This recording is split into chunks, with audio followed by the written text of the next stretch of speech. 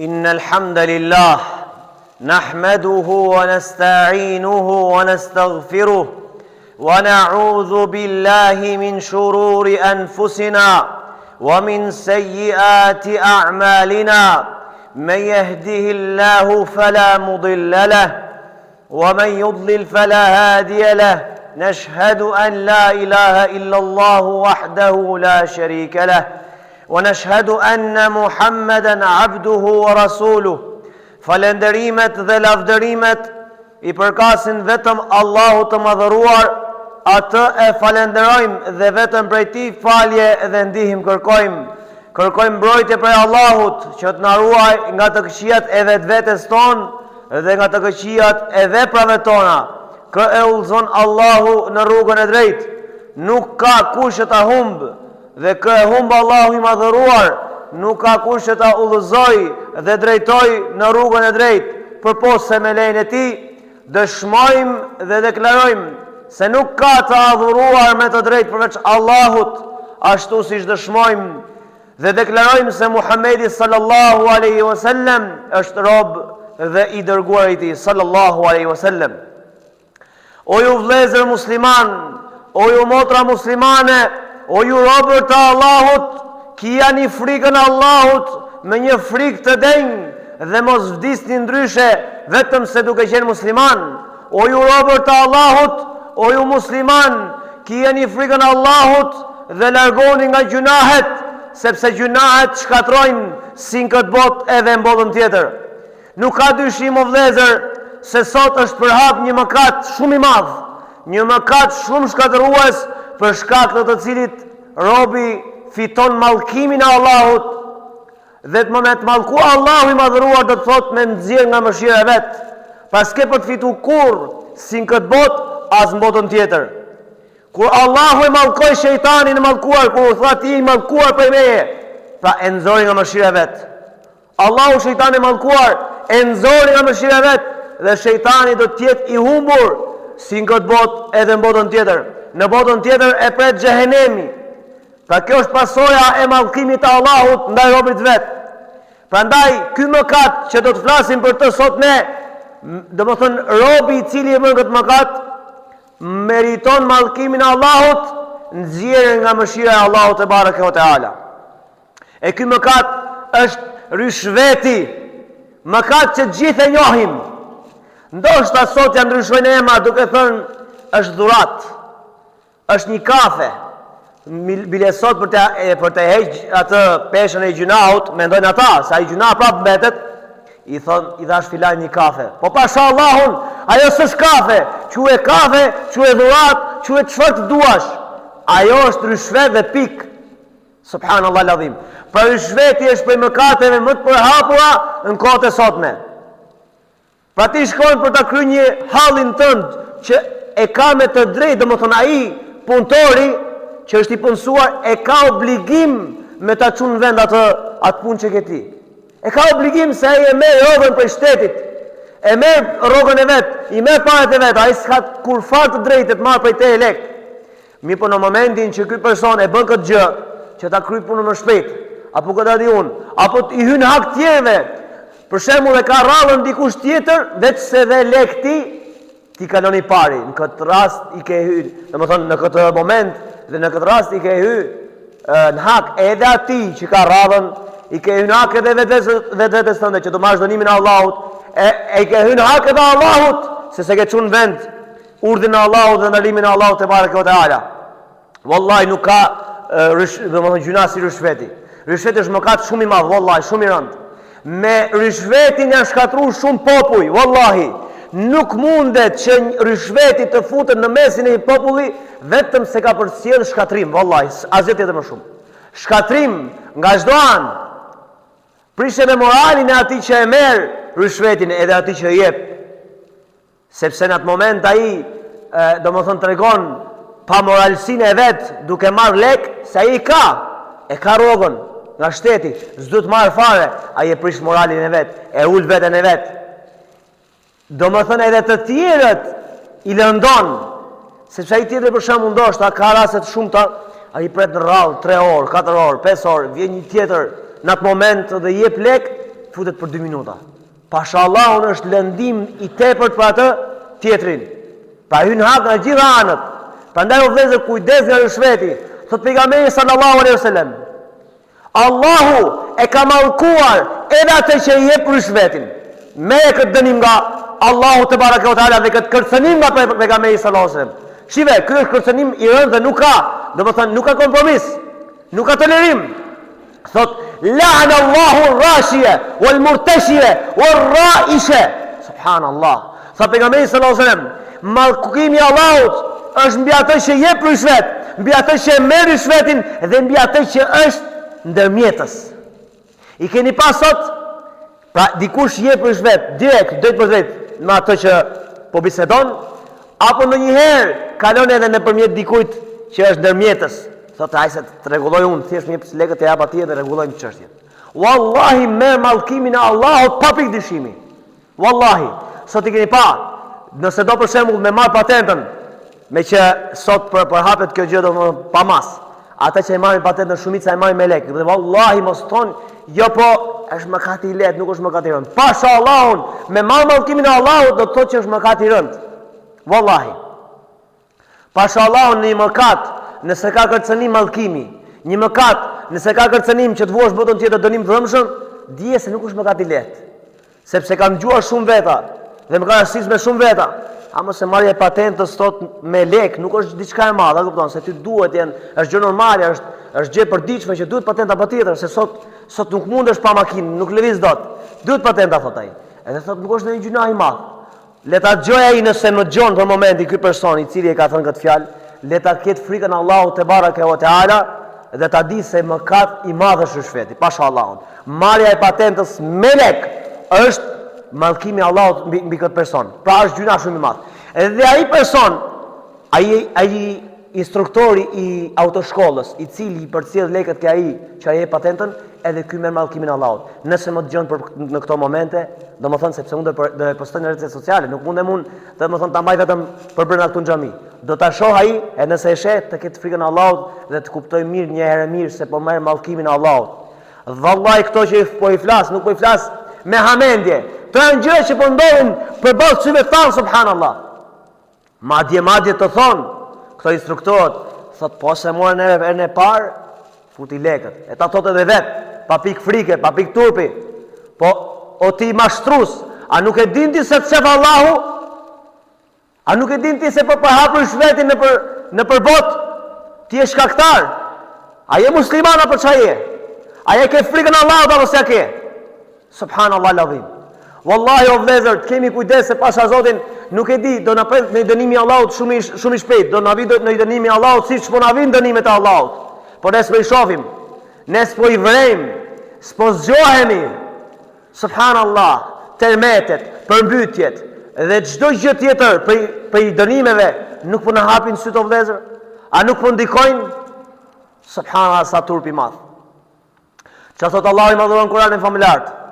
Ata personat të cilët, pa kuptimi i ajetit, thot ata personat të cilët i japin rishvet atyre prijesave, kryeministrave, kështu me radhë, i japin pak rishvet që t'ja marrin njerëzve pasurinë pa të drejtë, që t'ja marrin një pjesë pasurie njerëzve, ta dinë se do të ketë dënimin ashpër të Allahut në botën tjetër dhe ata han haram, ata mbushin barkun me haram, pashallah. Çfarë do të pejgamberi sallallahu alaihi wasallam? Për ata persona, ose ata punonjës se marrin gjëja, më dha një kafe, më dha një dhurat, një diçka, nuk është se është rishvet. Tha pejgamberi sallallahu alaihi wasallam, hedaya al-ummal ghulul. Ka thënë pejgamberi sallallahu alaihi wasallam, marrja e dhuratave nga ana e atyre personave të tjerë, domethënë ato që japin punëtorëve, domethënë dhurata, ta dinë se kjo është pasuri haram, kjo është pasuri e marrë me pa të drejtë. Për shembull, ri punëtori aty, dhe vjen dikush jep një 50.000 lekë apo një 10.000 lekë, çfarë do lloj leku ti jap? Ky thotë më dha dhuratë vëlla, ishte rishvet. Jo pashallahu, ka thënë pejgamberi sallallahu alaihi wasallam, është rishvet, sepse kur pejgamberi sallallahu alaihi wasallam çon një person diku, domethënë, kur u kthy ky personi, i tha pejgamberi sallallahu alaihi wasallam dhe sahabëve, tha, kjo është ajo pasuria ose kjo janë lekët që janë për ju. Këto janë lekët e juja, kurse këto janë fëmia që mi dhan ato njerëzit. Dhe tha pejgamberi sallallahu alaihi wasallam duke e paralajmëruar, tha dhuratat që jepen për punëtorin, ta dini se janë haram, janë marrje pasurisë me pa drejt. Dhe tha pejgamberi sallallahu po të rinë te ky person në shtëpinë vet, a do të jepte nëna dhe babai tha? Pra ky person që më justifikohet, kjo është dhuratë për mua, kurse kjo është pjesa juaja. Tha pejgamberi sallallahu nëse do të rinte ke shtëpia e vet, nëse nuk do ta kishim çuar ne atje, a do të jepte babai dhe nëna dhuratë? Do të fitonte, do të përfitonte këtë dhuratë? Jo. Prandaj tha pejgamberi sallallahu alajhi wasallam është haram dhe pikë. Prandaj o vëllezër, t'ja kemi frikën Allahut ashtu siç ai e meriton. Të mos e tepojmë vallahi. Nuk e keni pa, shkon në spital, rishvet. Shkon ke patenta, rishvet. Shkon domethënë me martokën tënde, rishvet. Çdo vend rishvet. Po çka kjo punë subhanallahu. E ka detyrë o vëllezër, punëtori e ka ai që është i punësuar e ka detyrë me ta dhënë të drejtën tënde, valla, takon. A në momentin që ky person nuk ta jep, bën padrejtësi, nuk ta jep, vetëm se më dhën lek, atëherë nëse është mundësia me ngrit, me pa ditë, më lart, me nxjerr nga puna, bëje këtë gjë. Nëse ti e ngre edhe lart, domethënë nuk e nxjerr nga puna, është vendi pa drejt, atëherë ka thënë dietar në këtë rast që ta marrësh të drejtën tënde, se është e drejta jote, me marrë në tokë tënde që e ke tënde, domethënë ke të drejtë, domethënë, ose çfarë do lloj gjëje, atëherë në këtë rast lejohet me i dhënë lek ti, sepse dihet që nuk do ta jap më as ky edhe as shteti. Këtë rast, domethënë, është rast i rrallë, rast ku domethënë nuk ka zgjidhje tjetër. Po, që ta bësh rrugë, se ti nuk e morë provinë e parë patentën, apo ta marrësh në fillim, për shembull, që në fillim, pa bo as teorinë, as praktikën, jep lekët, edhe ta jep atë kartën doraj. Këtë rast vallahi haram shumë i madh. Haram si për atë që jep lekët, haram edhe për atë që i merr lekët, haram edhe për ndërmjetësuesin këtë rast ke patenta, instruktori që jep lekët atij personit. Haram e ka dhe jo vetëm haram, merr mallkimin e Allahut, e del nga mëshira e Allahut. Edhe s'ka për të ecë mbar asnjëherë vallahi. Edhe ka për të nxjerrë ata gjithë jetën e vet. Ato lekë që ai i merr, vallahi s'ka për të shiu. Si s'ka për të marrë, ka për të harxhu. Ndoshta edhe me ilaç ka për të harxhu. E në botën tjetër pastaj mos flasim se atje ka për të pas dënim të dhëmshëm nga Allahu te bareke o teala.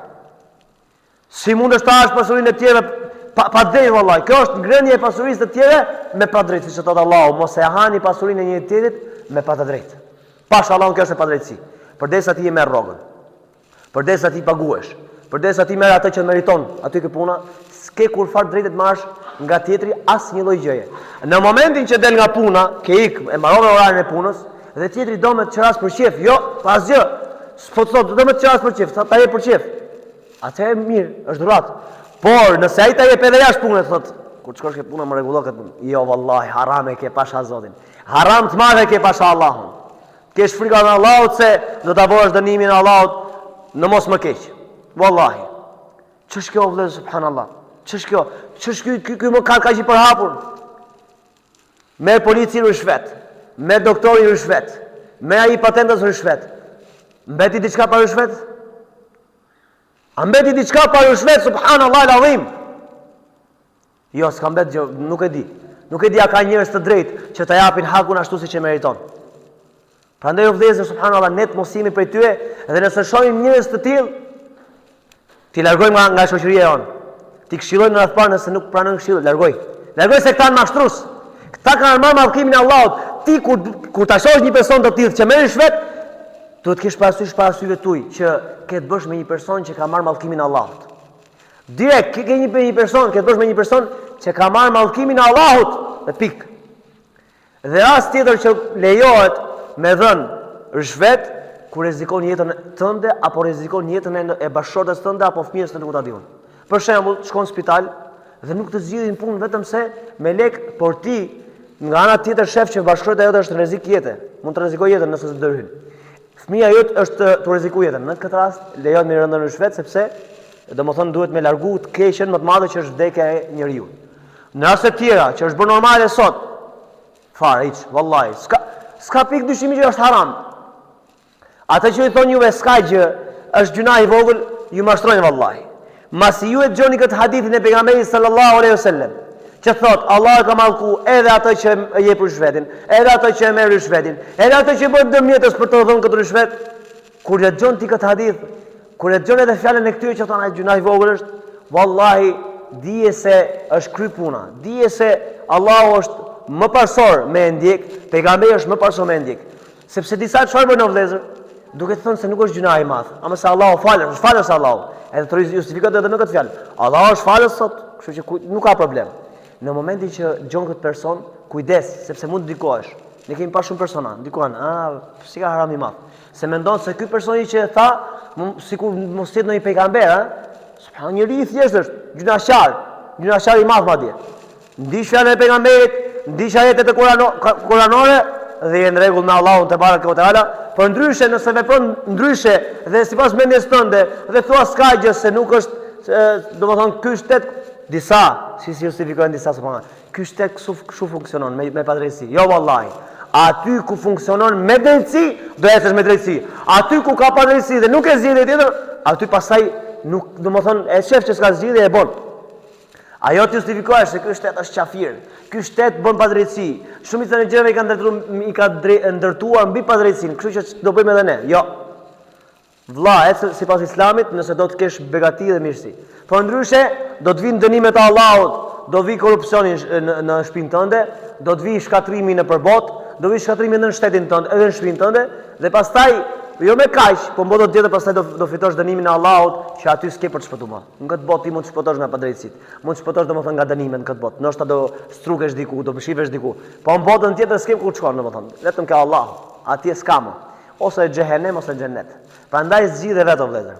Prandaj merreni gjë të madhe rishvetin, jo të vogël. Vetëm këtë gjoni, vetëm këtë. Mallkimi i Allahut është mbi atë që jep rishvetin. Iku. Mallkimi i Allahut është mbi atë që e merr rishvetin. Iku edhe kjo, iku edhe ky dyshimi. Mallkimi i Allahut është atë që bën ndërmjetës për të dhënë ky rishvet. Mbaroj çështja. S'ka më tolerim. S'ka subhanallahu. Me fenë Allahut s'ka lojë o vëllezër. Me fenë Allahut nuk mund të thosh jo po nuk kisha mundësi. Jo. Në momentin që e shef që jepet zgjidhja, ka një zgjidhje tjetër, ka një rrugë të dytë, bëje sipas asaj që duhet. Po të vonohet një muaj, dhe të vonohet një muaj, po të vonohet një vit, po një vit le të vonohet. Subhanallahu alazim. Kështu që kujdes o vëllezër nga rishveti, kujdes nga rishveti sepse vallahi po përhapet ai shumë, ashtu siç po përhapet immoraliteti apo pirja e alkoolit e shumë gjëra tjera, kështu po përhapet edhe rishveti. Nuk ke mundësi subhanallahu, nuk del dot nga shtëpia pa rishvet. Është për shumë keq puna. Prandaj do të thotë po s'kemi çfarë bëjmë kështu ndërtu. Jo. Po fillon ti me dalu, e fillon edhe tjetri kështu do iki rishveti. Mos priti të iki direkt, gjithë ta heqin dorë nga rishveti. Nuk heqin dorë. Nuk heqin vallahi. Nëse ti nuk heq dorë, nuk heq asnjë. Kështu që filloj nga vetja jote, nëse je rishvetxhi, nëse je rishvet, filloj nga vetja jote, avash, derisa të vi stabilizohet situata dhe Allahu inshallah jep zgjidhje pastaj. Elus Allahu na madhruar që Allahu na udhëzojë në rrugën e drejtë, na largojë nga rishveti dhe elus Allahu na madhruar që Allahu na fal mëkatet tona, na i fal gjunahet tona, na jap sukses në jetë. Amin walhamdulillahi rabbil alamin.